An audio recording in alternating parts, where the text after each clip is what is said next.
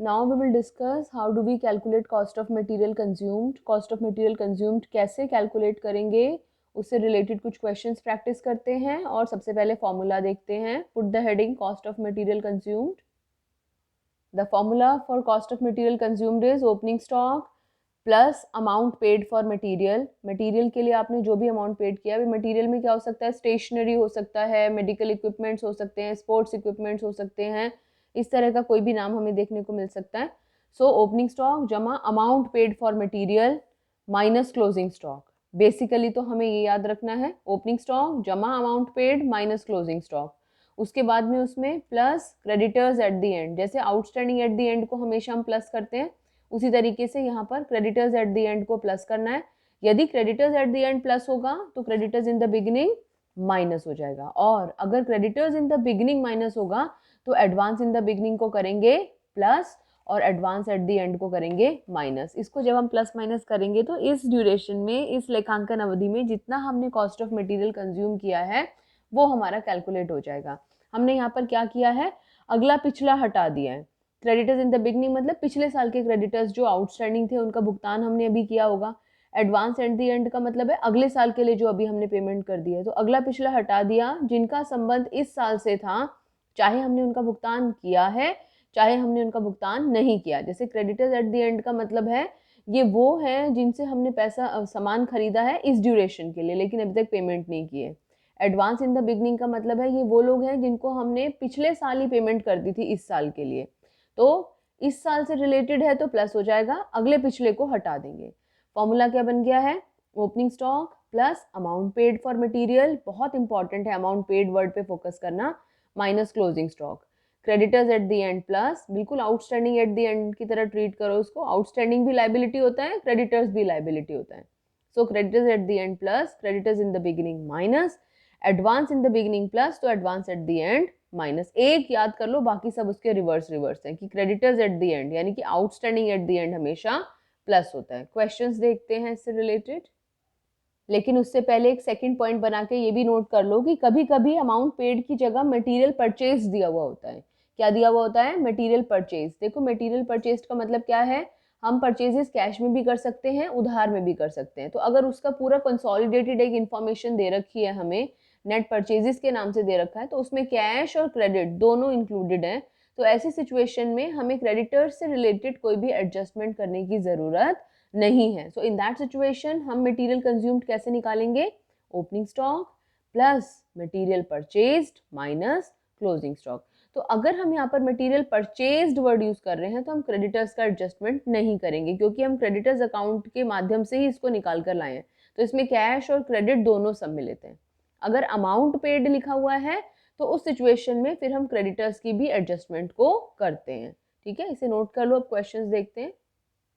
क्या क्वेश्चन है, calculate the amount of stationery to be shown in income and expenditure account. Income and expenditure account में stationery का amount हमें show करना है, यानी कि स्टेशनरी कंज्यूम्ड निकालना है। कंज्यूम्ड का मतलब जितना स्टेशनरी हमने यूज कर लिया। How do we calculate it, stock of stationery on 1 April, opening stock हो गया 30,000, then amount paid for stationery दे रखा है 1,08,000 और क्लोजिंग स्टॉक ऑफ स्टेशनरी दे रखा है 5,000। ओपनिंग स्टॉक जमा amount paid minus closing stock, क्या आ जाएगा हमारा, स्टेशनरी कंज्यूम्ड। क्वेश्चन नोट कर लो, या क्वेश्चन नोट ना करके सीधा सॉल्यूशन कर लो। यहीं से शुरू करते हैं सॉल्यूशन।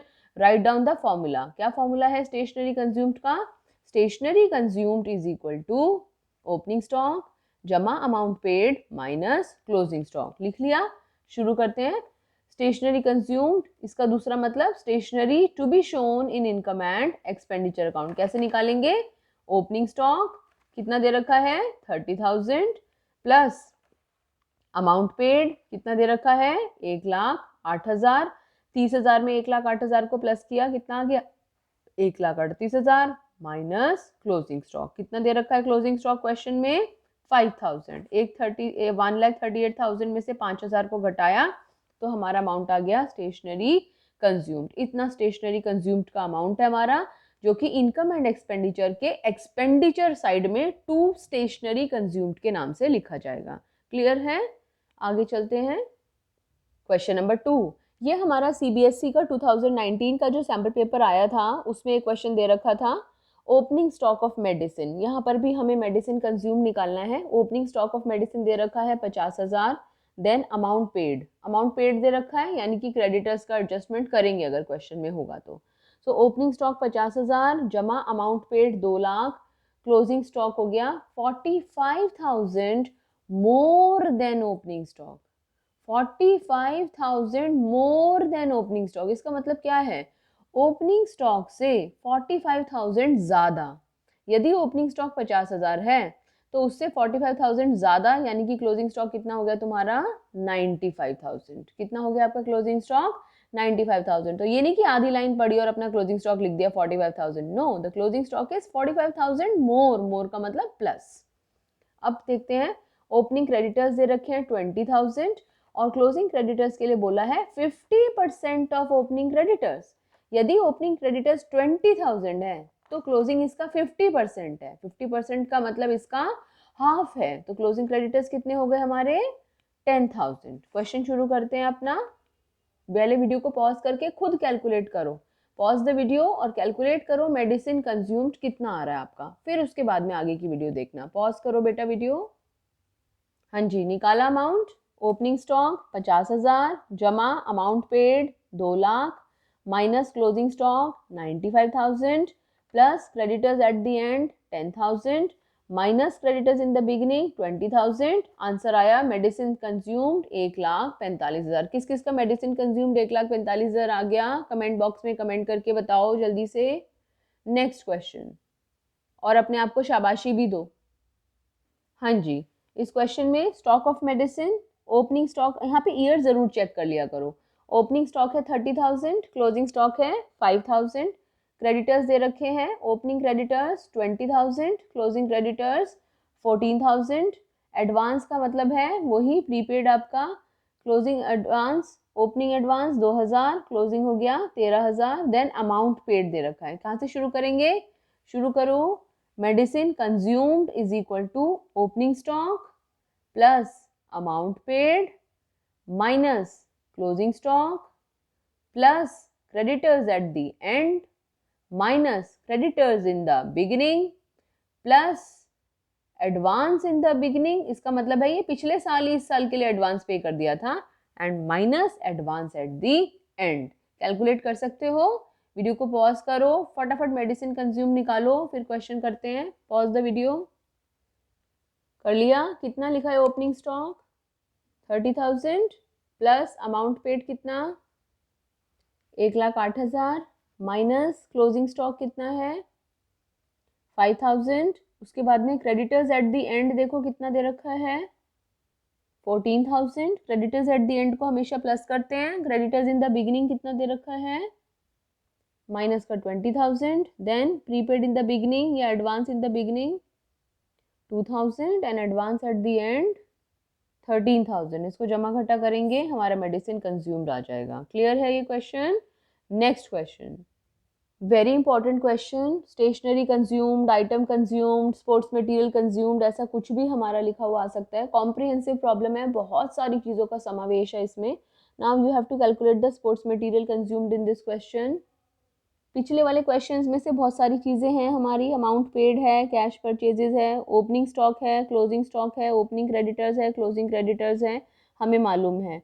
हमने अमाउंट पेड सीखा है। ये दो तरह का अमाउंट पेड दे रखा है, क्रेडिटर्स को और कैश परचेजेस। वहाँ पर हमारा अमाउंट पेड जो लिखा हुआ होता था वो दोनों को होता था, यहाँ पर दोनों को अलग अलग दे रखा है। तो हम क्या करेंगे, इन दोनों को प्लस कर लेंगे। ये टोटल अमाउंट पेड है स्टेशनरी के लिए या स्पोर्ट्स मटीरियल के लिए जो हम अमाउंट पे कर रहे हैं, ये टोटल अमाउंट पेड है। और जो स्पोर्ट्स मटेरियल हमने बेच दिया, उतना स्पोर्ट्स मटेरियल हमारे पास से चला गया, लेकिन कैसे जाता है? हमेशा बुक वैल्यू माइनस की जाती है। क्या माइनस की जाती है? Book value. क्वेश्चन शुरू करते हैं। लिख लीजिए, sports material consumed is equal to, sports material consumed is equal to opening stock of material कितना दे रखा है? 50,000 प्लस अमाउंट पेड। अब अमाउंट पेड में दोनों आ जाएंगे। Amount paid to creditors 91,000 plus cash purchases of material 40,000 minus closing stock of material. इतना हमने कर लिया। ओपनिंग स्टॉक जमा amount paid minus closing stock.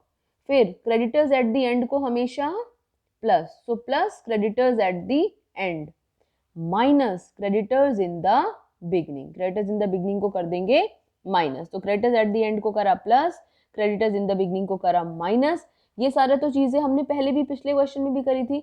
इस क्वेश्चन में नई चीज क्या है, स्पोर्ट्स मटेरियल बिक भी रहा है, सेल भी हो रहा है, तो जो स्पोर्ट्स मटेरियल हम सेल कर रहे हैं उसकी बुक वैल्यू यहाँ से माइनस कर देंगे। देखिए कितना आंसर आता है। Sports material opening stock 50,000, amount paid 91,000, cash purchases 40,000, then creditors at the end को करा plus, creditors in the beginning को करा minus, and book value of material sold को करा माइनस, और उसमें से क्लोजिंग स्टॉक को माइनस किया। जो हमारा अमाउंट आया वो आया हमारा स्पोर्ट्स मटेरियल कंज्यूम्ड। कितना अमाउंट आ रहा है आपका, कमेंट बॉक्स में कमेंट करके बताओ मुझे। अब आपका असाइनमेंट, क्या असाइनमेंट है इसमें, हमें आइटम कंज्यूम निकालना है। कंप्यूट दी स्टेशनरी कंज्यूम, 3 मार्क्स में बेटा क्वेश्चन बहुत बार पूछते हैं। स्टॉक ऑफ स्टेशनरी दे रखा है, क्रेडिटर्स दे रखे हैं, अमाउंट पेड दे रखा है, क्लोजिंग स्टॉक दे रखा है। इसका आंसर 1,27,200 आना चाहिए, चेक कर लेना। उसके अलावा 2020 की टी एस ग्रेवाल जी की बुक में क्वेश्चन नंबर 25, 26, 27, 28, 29, 30, 31, 32, 33 एंड 34, ये सारे क्वेश्चंस हम कर सकते हैं। नेक्स्ट वीडियो में will do the calculation of the amount of expenses to be debited to income and expenditure account. Income and expenditure account में जो एक्सपेंसेस डेबिट करते हैं, कैसे करते हैं, उसकी कैलकुलेशन करेंगे। Thank you, God bless you.